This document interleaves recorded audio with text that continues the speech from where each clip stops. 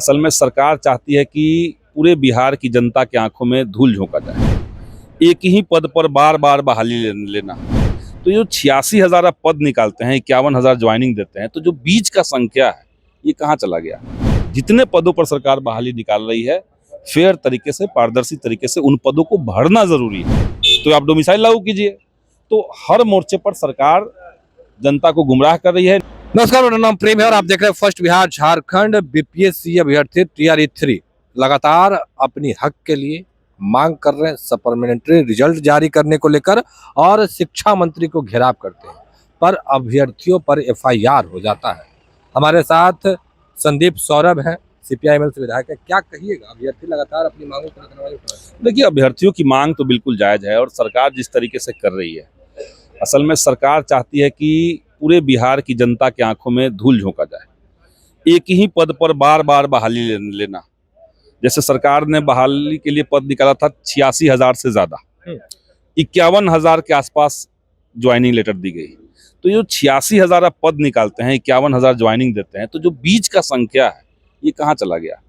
क्योंकि आपने multiple result दे करके और जिनका डॉक्यूमेंट में गलती था, इन सब का रिजल्ट दे करके आपने इतनी सीटों को बचा लिया। अब जो बच्चे मिनिमम क्वालिफाइंग मार्क्स के अंदर हैं, कहिए कि कट ऑफ के इक्वल जिनका मार्क्स है, और केवल डेट ऑफ बर्थ के चलते जो लोग बाहर हैं या एक नंबर से जो लोग बाहर हैं, उनके अंदर आक्रोश तो होगा। और बीपीएससी ने कहा है कि हम सप्लीमेंट्री रिजल्ट देने के लिए तैयार हैं, बशर्ते कि शिक्षा विभाग हमें लिखित में कह दे कि भाई आपको इतने सीट पर देना है। TRE 1 में ये हो चुका है, तो TRE 3 में क्यों नहीं हो सकता है? विधानसभा के अंदर हमने ये सवाल भी पूछा, कोई प्रस्ताव नहीं है। ऐसे कोई जवाब देता है? सर, मंत्री का जिस तरीके का जवाब था कि सप्लीमेंट्री रिजल्ट देने का कोई प्रस्ताव नहीं है। कैसे प्रस्ताव नहीं है?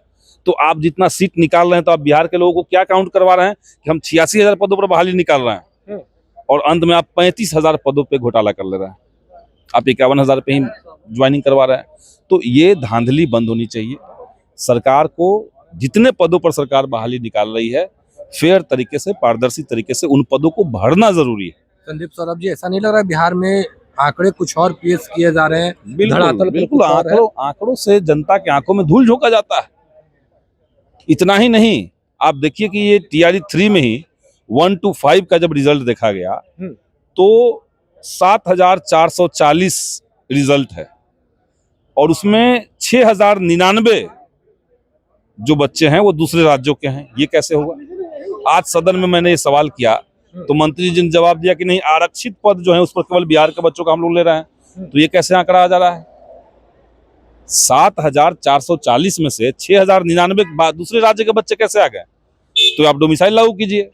तो हर मोर्चे पर सरकार जनता को गुमराह कर रही है। नीतीश जी रोजगार, मतलब नीतीश कुमार का पोस्टर जो है वो बिहार के गांव गांव तक पहुंचा दिए और एक भी बिहारी को नौकरी नहीं मिल रहा है।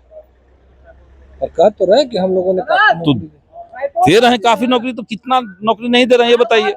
आप 35,000 तो सीट भर ही नहीं रहे हैं TRE 3 में केवल।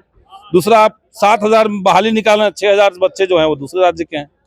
तो दूसरे राज्य के बच्चों से हमारा कोई आपत्ति नहीं है, लेकिन बिहार के नौजवानों का भविष्य कैसे सुरक्षित होगा ये सोचना सरकार का काम नहीं है? तो कुछ पॉलिसी इस तरह का आप बनाइए।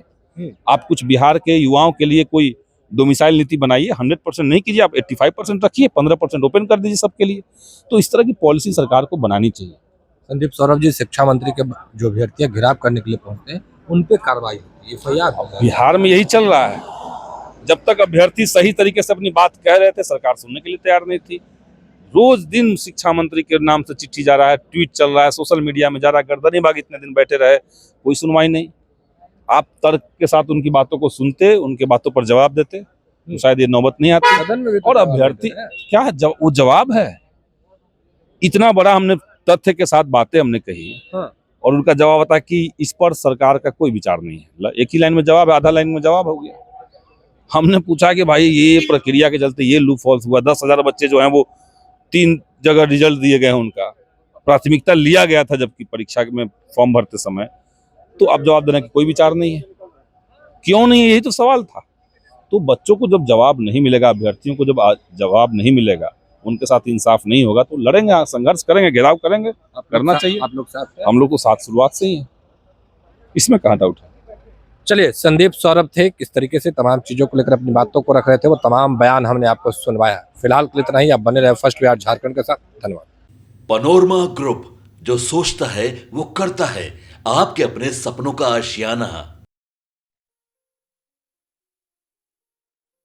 ये लो मुंह मीठा करो, आज मैंने अपना जॉब छोड़ दिया। अब हम पूर्णिया वापस जाएंगे। जॉब छोड़ दिया है? मतलब ये घर कैसे चलेगा? हम करेंगे क्या? और माँ बाबूजी क्या बोलेंगे? इसलिए मैं एक और मिठाई का डब्बा लाया। अपने बिजनेस के लिए लोन अप्रूव हो गया। अरे लोन अप्रूव हो गया वो तो ठीक है, लेकिन पूर्णिया में हम रहेंगे कहाँ? अपना घर भी तो नहीं है वहां। इसलिए तो एक और मिठाई का डब्बा अलग से लाया हूं। हमने पूर्णिया में घर ले लिया है, पूर्णिया के ई होम्स पैनोरमा में। पूर्णिया में पैनोरमा ग्रुप लेकर आए हैं ई होम्स पैनोरमा। बड़ा घर, आलीशान जिंदगी और अत्याधुनिक सुविधाओं के संग। अरे अरे, अब क्यों मुंह मीठा करवा रही हो? क्योंकि हम घर वापसी जो कर रहे हैं। घर वापसी की खुशी पूर्णिया में ई होम्स पैनोरमा के संग। E Homes Panorama, luxurious lifestyle redefined.